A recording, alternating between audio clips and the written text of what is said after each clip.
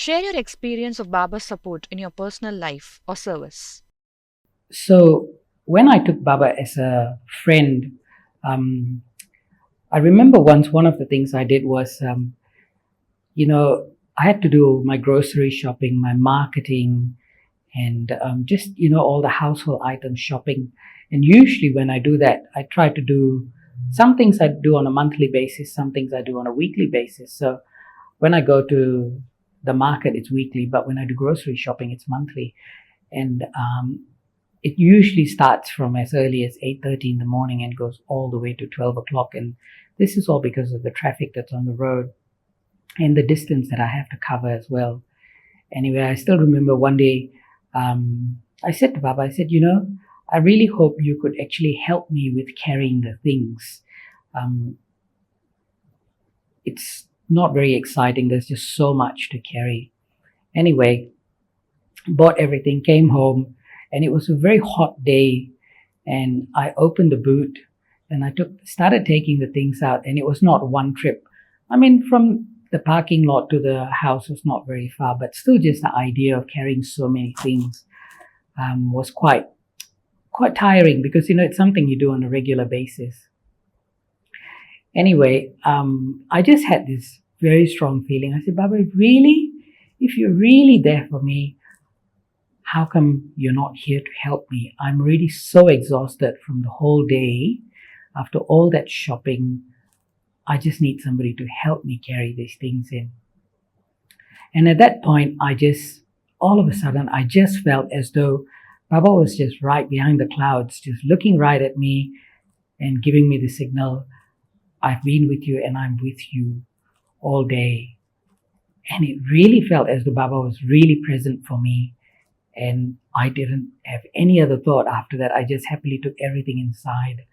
And that really helped me to develop a lot of faith. And Baba's given me many experiences like this. The other one that I started exploring was to take Baba as a child. And from young, I've always loved having this idea of having Baba as a little child for me. It's nice to have a younger sibling. So from young, I've always enjoyed the idea of having a younger sibling. And anyway, it was nice just to explore Baba as a child. And then I used to be cooking my meals on my own. So initially it was fine, but after a couple of weeks, it started to get a bit too much for me. So I thought to myself, I said, what am I going to do? I have to cook every day and I've got to offer food to Baba every day as well. I thought this is getting a bit much. Maybe I should start cooking once a week like what everyone else does. And I said to Baba, Baba, you're my friend, you're my child. I said, can't you come and help in some way? And I just had this one thought that just came straight into my mind. If you had your own child, would you want to keep your food in the fridge for 1 week and feed the child the same thing for the whole week?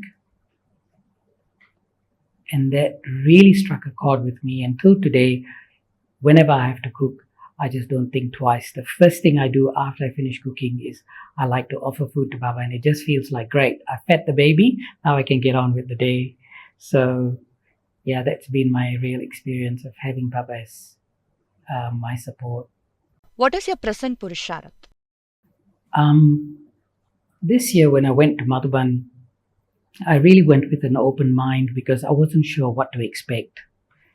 And especially because Didi wasn't there, Didi Nirmala was not there, and she sort of was a bit of a support for me.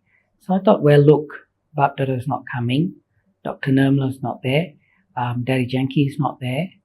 I really don't know what to expect. So I said to Baba, you got to give me a signal when I get to Madhuban. I'm coming there. I know Madhuban's home, and I'm definitely coming. That's certain.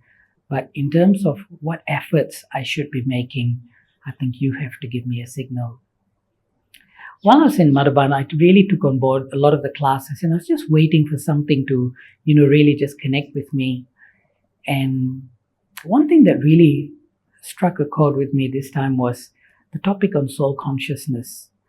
It came up in one of the classes where Jayantiban said, if you have noticed right from the start of this year till today, Baba's been talking about soul consciousness in practically every Murli. And it was very interesting that she pointed that out because I noticed it. And I thought, this is the first time in my entire Brahmin life I'm hearing Baba speak about soul consciousness every day, like every single day without fail. So I thought that was a clear signal for me. And since then, I've been taking this practice of soul consciousness as my effort.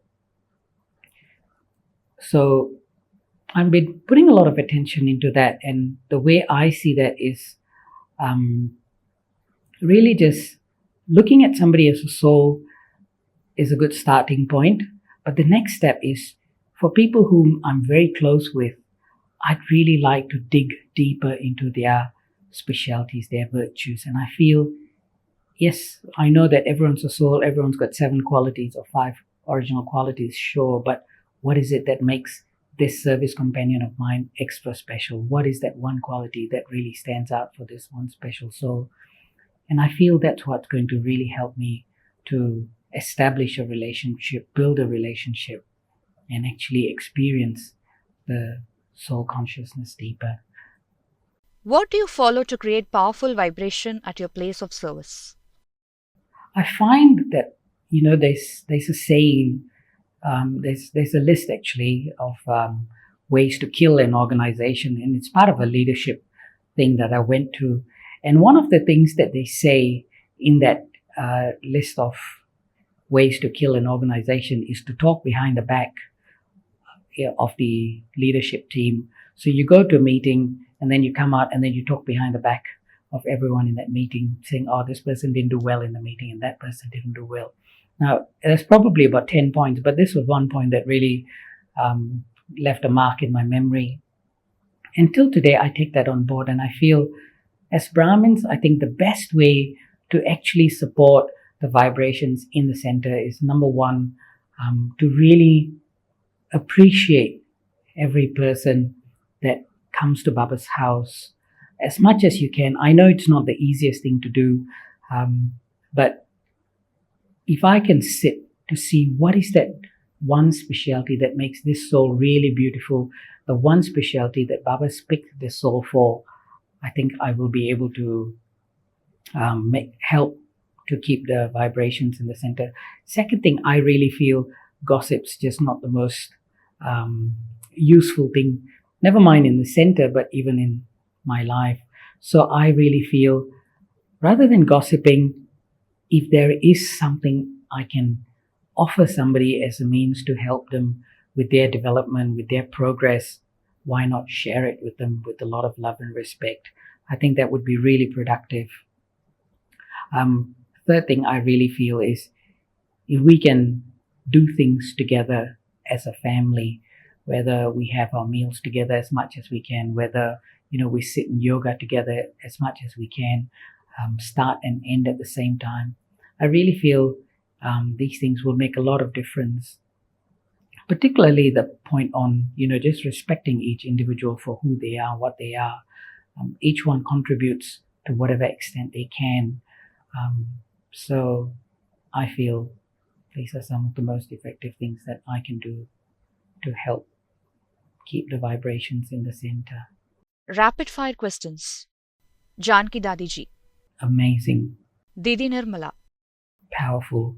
Which speciality of yours do you think inspired Baba to choose you as his special child? Sweetness. Which relationship with Baba you love most? Friend. Which dham of Pandav Bhavan do you like the most among the 4 dhams?